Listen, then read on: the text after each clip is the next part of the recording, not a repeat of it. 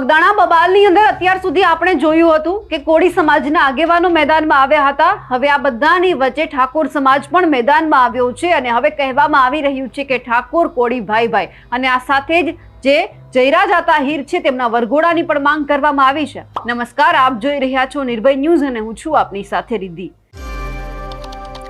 બગદાણાનો વિવાદ દિવસે ને દિવસે વકરી રહ્યો છે અને આ બધાની વચ્ચે હવે ઠાકોર સમાજના જે આગેવાનો છે તે પણ મેદાનમાં આવ્યા છે। અલગ અલગ સોશિયલ મીડિયાના માધ્યમથી અલગ અલગ તેઓ એક મેસેજ છે એ ક્યાંક આહિર સમાજને પણ મોકલી રહ્યા છે અને ખાસ કરીને એક પોસ્ટ છે ચેતન ઠાકોર તેમના દ્વારા લખવામાં આવ્યું છે ફેસબુકમાં કે આ ખુલ્લી ચેતવણી છે, એક ગાયક કલાકાર ગમે એટલા પ્રખ્યાત કેમ ન હોય એને કાયદો હાથમાં લેવાનો કોઈ અધિકાર નથી।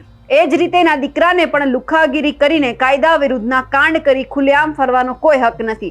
રોડ પર જે રીતે વરઘોડો કાઢવામાં આવે છે એ જ કાયદો, એ જ કાર્યવાહી આ કલાકારના દીકરાને માટે પણ લાગુ થવી જોઈએ। કાયદો સૌ માટે સમાન હોવો જોઈએ, નામ, દમ કે ઓળખ જોઈને નહીં। અમે સમાજ સાથે આજે પણ ઊભા છીએ અને હંમેશા ન્યાયની બાજુએ રહીશું। ઠાકોર કોળી ભાઈ ભાઈ। હવે જે કા મેસેજ છે એ તમામ કોળી સમાજના આગેવાનોને પણ કહી દેવામાં આવ્યું છે કે તમે અહીંયા એકલા નથી, અમે તમારી સાથે છીએ, અમારો આખો સમાજ તમારી સાથે છે। એટલે હવે ઠાકોર કોળી એક સાથે મેદાનમાં આવ્યા છે અને ચેતન ઠાકોરે જે આ પોસ્ટ મૂકી છે અને સીધી જ માંગ કરી છે કે જે જયરાજ આહિર છે તેમનો પણ વરઘોડો જે બીજા ગુનેગારો છે તેમની જ રીતે નીકળવો જોઈએ। કારણ કે અહીંયા જે કોળી સમાજના જે આ અત્યારે જે પોતાને કહી રહ્યા છે કે બગદાણાના સરપંચ એ નવનીતભાઈ છે, એમના દ્વારા કહેવામાં આવ્યું કે આ બધું એમના જ દ્વારા કરવામાં આવ્યું છે, એટલે કે આહિર પરિવાર દ્વારા। પરંતુ હવે એ જોવાનું છે કે જે રીતે માંગ કરવામાં આવી છે હવે આનો જવાબ છે આહિર પરિવાર દ્વારા કઈ રીતે આપવામાં આવે છે। કારણ કે અત્યાર સુધી આપણે જોયું કે ફક્ત અહીંયા કોંગ્રેસના નેતા હોય, ભાજપના નેતા હોય કે પછી કોળી સમાજના આગેવાનો હોય, બધા મેદાનમાં આવી રહ્યા છે, પરંતુ આ બધાની વચ્ચે હવે આહિર સમાજ અત્યારે કેમ ચૂપ છે, કેમ કઈ બોલતો નથી તે પણ સવાલ છે।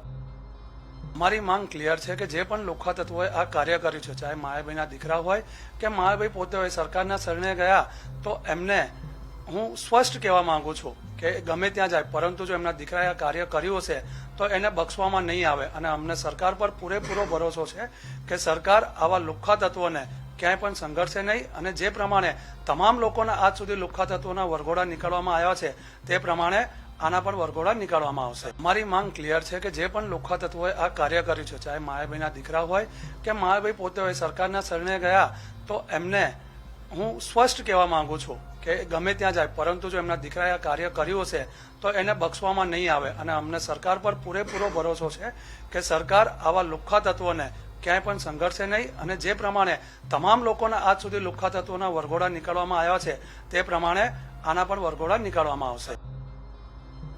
અમારા અહેવાલને લઈને આપનું શું માનવું છે કમેન્ટ કરીને ચોક્કસથી જણાવજો। સાથે જ અમારી નિર્ભય ન્યૂઝ ચેનલને લાઇક, શેર અને સબસ્ક્રાઇબ કરવાનું ભૂલશો નહીં। નમસ્કાર।